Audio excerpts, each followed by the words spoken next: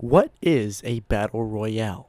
It's literally defined as a type of game played by numerous people that have to kill each other in order to end in having a last man standing. The 2000s movie Battle Royale. Okay, let's get into the games now. Fortnite. I decided to talk about Fortnite first because it's usually the first thing anyone thinks of when someone says the name Battle Royale. Fortnite is the game that popularized the Battle Royale genre, and let me tell you, I get it. This game is extremely appealing. Every single time I open this game, I can feel the money being sucked straight out of my wallet. The game's aesthetic is so damned appealing that I just want to spend all of my money on V-Bucks every time I look at the shop. Thankfully, because of my amazing self-control, I have one skin from purchasing the Borderlands 3 game on the Epic Games Store. Why did I say that? Anyway, this game has the highest skill ceiling out of any game on this list, hands down. The building mechanic brings up the ceiling so high that I'm not even sure God himself can touch it. That being said, this game really sucks to control, at least by default. But why? It's just extremely very slowly paced. Building increases the game's speed exponentially, but having to contort your hand around the keyboard in awkward positions, at least by default, really sucks. I wouldn't rag on the pros of this game. They're pretty scary and I don't think that they're human. Just watch them build. It's crazy. Like, is this even real? The east. Storms get wait. I hear a footstep. All right, I'm at the top of the map. Spell break. Honestly. There's like no noise. I have to fill the void on my stream with my own noise. Spellbreak is an anomaly. My first thought about this game is that it's just Fortnite 2.0, but that's not really quite accurate. At first glance, the art style may remind you of Fortnite, but upon closer inspection, I'd say it looks more like the show The Dragon Prince. It's a really good show, by the way. Go watch it. Spellbreak uses magic instead of guns for combat. This adds a depth to the game that other games can't possibly achieve. You choose gauntlets with the element of your choice, a primary gauntlet and a secondary you find around the map during gameplay. These gauntlets can combine their powers to make a lot of interesting things happen, like a poison explosion, or a poison block of ice, or even a poison tornado. Poison's really powerful. This itself is quite interesting and makes combat. What? My script literally just ends at makes combat. What the? The feedback, however, is not so nice. There's absolutely no feeling of satisfaction when landing any sort of hit in this game. Nothing makes me feel the impact of a giant rock I just threw at my enemy. Everything just sort of happens very quietly. The whole game in general is just really quiet. There's no ambient noise when walking around the map, no music, but most of these games don't have music during gameplay. Audio cues are unclear as to what's happening too. Whenever the ring closes, I barely notice it. The audio cue is insignificant, the interface is insignificant. Winning sucks. There's no fanfare. You get the final kill and it just fades to the victory screen. Every time I play this game, I feel nothing. I haven't even talked about the map yet. As of recording this, Spellbreak has an insanely boring map. The worst map out of any games I've talked about today. It's so boring. I really can't wrap my head around the emptiness of the map. Every significant landmark is just a crumbling castle. All of it blends together even though there are very clear sections of the map. Desert, plains, bog, the corruption from Terraria. It's all the same thing with the different color palette. Whatever, man. Battle Royale. Whoa, who would have thought that Battle Royale would be on this list? Not me, for certainly. Actually, that's untrue. I made this list. It follows my rules and what I say goes. Battle Royale is different from these other games in the sense that it's not a shooter, nor is it Fall Guys. It's a MOBA type game played top down where all abilities at your disposal are tied to your character. And I have to say, this translates really well into a Battle Royale format. I don't think my personal experience with the game is universal though, because this game is dead. Like 80 players dead. The last time this game was updated to my knowledge was in October 2019. I am extremely late to this party because there's nothing new to discover. Anyway, I think that this game is quite the breath of fresh air in this genre quite simply because of how different it is. There's not really a ton to say either. Fighting feels really dynamic. 1 second you could be smashing in your opponent's face, and during an epic chase they could blast you in the face with a big buster shot, killing you instantly. So I do believe that most players I played against during my time playing this game were mostly bots. I have no idea how to confirm this other than the fact that there's less than 100 players playing the game at any time. The simplicity of this game works in its favor, honestly. You don't need to spend a ton of time reading characters' abilities in order to understand how the game works. Most of the time, the abilities your opponents use clearly telegraph what they do and what they're doing to you. It's really a smooth experience. This one I recommend you try it at least once, even if it's mostly against bots. It just feels good, you know?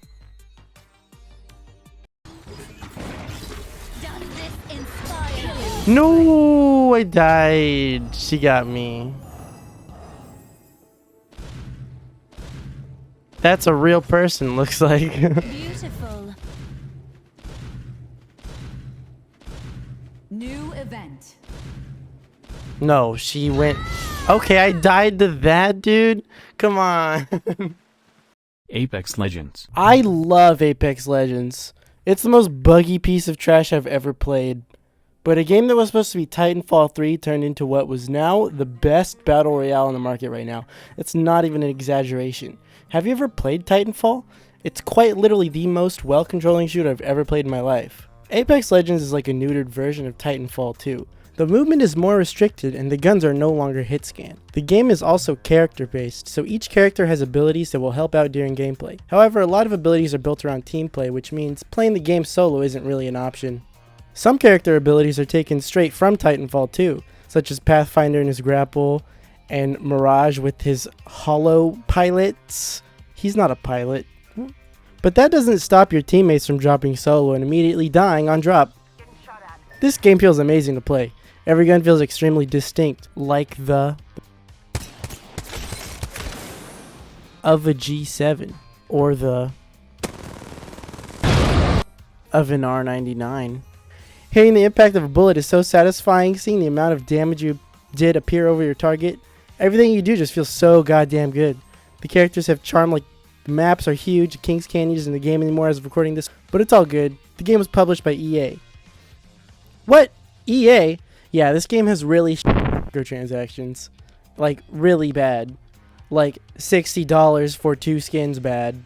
But that's not really what I'm going to talk about. So I'm going to talk about the maps. And the maps are kind of awesome, but a common theme with every single map seems to be that the release version of each map is really awesome and really well received by the community. And then down the line, they just start to introduce changes that aren't really well received by the community. They changed areas such as School Town to Octane, whatever, his jump showdown thing. And I mean, it's a fun place, but it's not as fun as School Town, you know what I mean? The sky in Kings Canyon, that's not the right one. The sky in nope, still not the right one.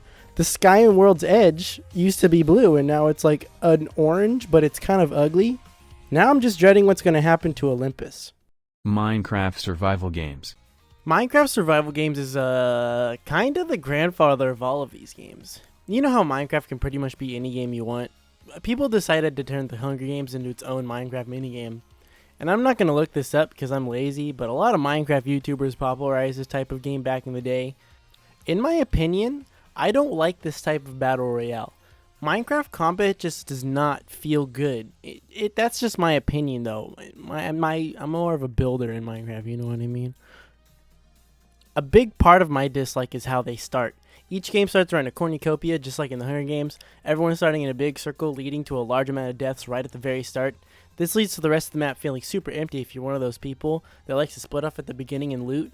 I really can't say much about this unless you're a big YouTuber in some big Minecraft YouTube, Minecraft Monday, Minecraft Championship looking ass. Please invite me to Minecraft Championship, please. Fall Guy I55S. Fall Guys is a really good idea gone awry. The idea is that it's a Takeshi's Castle type game where you're a participant in a game show and the objective is to just win the games. And of course, be the last man or being standing. Now I say this is a badly executed good idea because the gameplay of Fall Guys is somewhat restrictive. You're always controlling your being directly in third person no matter what. This game show format of games has a lot of potential for more than just physical challenges, which is all Fall Guys is. Currently, every single game has your guy running through obstacles or jumping through hoops, or even, that's really it.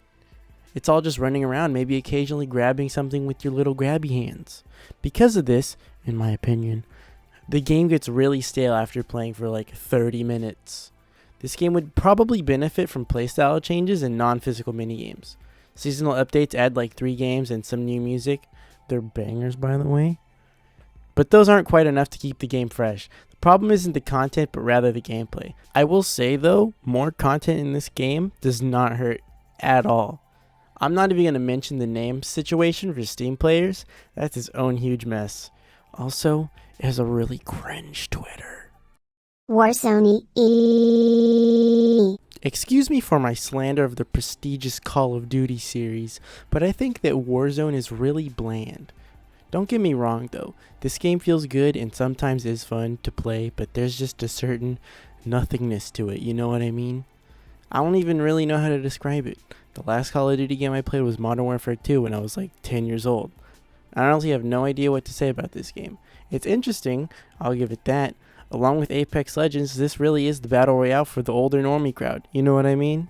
The kinds of guys that think they're professionals because they install aim labs on their PC and the test results rank them platinum. Platinum's not very high, by the way. The type of people to get mad because they're not winning and proceed to explode all over the monitor. You know what I mean, you know? It's very console gamer. I sound so prejudiced the way I'm saying this. The map in this game is really good. I have to say it feels very real, which I guess is a stupid thing to say. It's meant to look real. It's definitely cohesive. My favorite part about this game is the gulag. Whenever you die on the battlefield, you're taken to the gulag and are given a chance to win your way back into a respawn. You're put up against another player that has also died, and you're both 1v1ing each other with the intent to respawn. If you lose, you're out. I just think this is a really good method of getting back into the game. Time to earn your freedom, soldier. Huh. Bam! Fucking bullshit. I got the guy to say fucking bullshit. Prove that you're worthy to keep on playing. This is just me, but I had a really hard time seeing things in this game. Like anything, especially other players. I'm not even sure if this is a problem with me or the problem with the game. But discerning my own teammates from enemies is just a huge problem that I had myself. The only reason I could tell my teammates were my teammates was because they weren't shooting at me. I know there's a lot more games to cover in this genre like Hyperscape or PUBG, but the games I covered were the ones that I planned on playing for this video. I might do more on the Battle Royale games in the future if this was interesting to you. Or not, who knows. I also want to thank you for making it to the end of this video. It was fun to make and I'd really like to make more of it. I could even go more in depth about each of the games I covered because obviously this video wasn't really an analysis of the games. It was more of me talking about the diversity of the genre. Because I really made this video because every time I hear someone talk about not liking Battle Royales, I know they're really just saying that they don't like Fortnite.